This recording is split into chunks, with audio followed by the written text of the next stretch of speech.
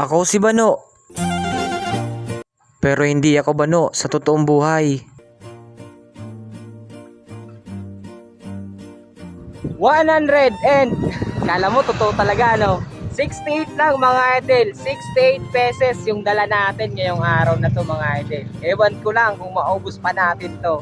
Alam ko naman mga idol, na-advance ko na ang isip ko at pag-deliver ko na meron pa rin tayo magiging pending ngayong araw na to mga idol. So ngayon mga idol, sipagan lang natin yung araw-araw na pagtatrabaho mga idol. Kasi dyan tayo kumukuha ng pinagkakitaan natin.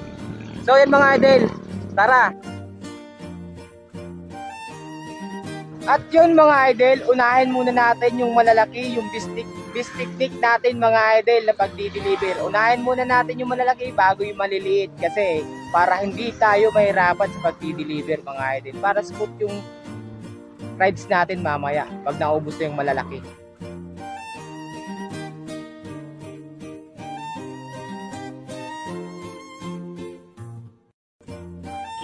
Eto na tayo mga idol sa unang pending natin mga idol.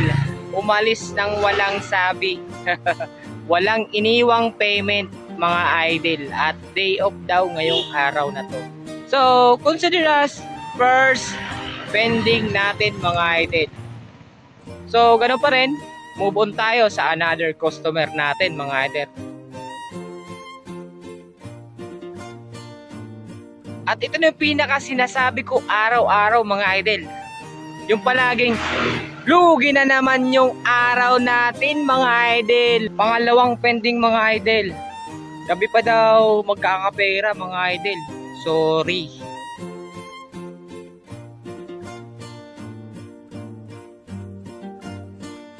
Time check, 1:41 na mga idol. 5 na yung pending natin at bigla na lang lumubo mga idol. Wala. Nakakawalang gana pag ganito. Palaging maraming pending. Isa nakakatamad talaga mga idol.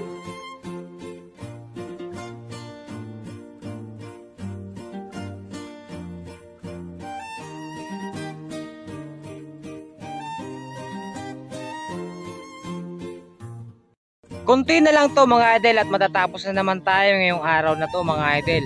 Yun pa rin mga idol. Sinasabi ko ulit, lugi na naman yung araw natin dahil ang dami na naman natin pending, umabot na ng 6. May pampito na nga mga idol. Hirap talagang kumita ng gantong araw-araw na lang. So ganun talaga yung buhay. Kailangan natin tanggapin na dapat meron din tayong pinagdadaanan na mabibigat na araw. Yun lang mga idol. So maging matatag lang tayo mga idol araw-araw. So, subok na tayo sa mga ganyan. Ay, hirap talagang maghanap buhay. At sasagutin ko lang yung tanong mga idol na ng mga customer na iba na hindi pa nakakaalam mga idol.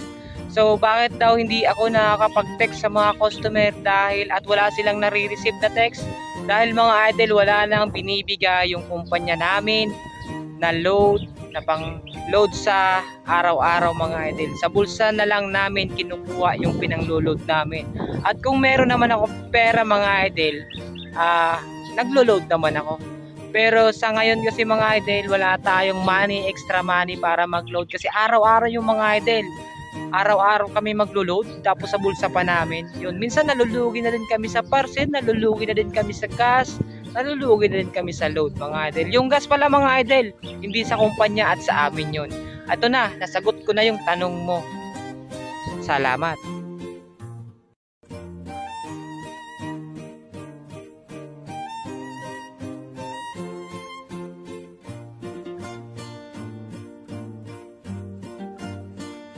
Kita tayo matapos. Kunti na lang to, 2 taon lang yung pupuntahan natin sa bahay mga idol. At ayun, nagpapa-shoutout daw mga idol oh. Pa-shoutout.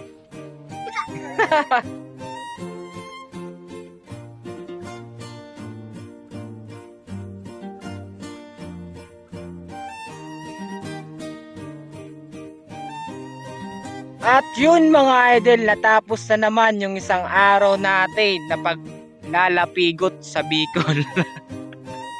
At ayun mga idol, ang dami natin pending ngayong araw na to. So ganun pa rin talaga. Wala tayong magagawa kasi ito na yung trabaho natin. So sa susunod na araw at pala mga idol, nagpapasalamat pala tayo doon sa mga naghanap sa money hunt natin at nag-cooperate. Ang dami nila mga idol, kahit 200 pesos lang mga idol, di ba? Kahit pa paano, natulungan naman natin sila, pambili ng bigas, kahit anong pambili nila doon mga idol, na ibigay na bahagi natin galing kay idol, di ba? Bano Nation mga idol, sabi nga ng iba, Bano Nation. So, hanggang dito na lang mga idol yung ating pagbablog na naman ngayong araw na to. Paano ba yan mga idol? Bukas ulit.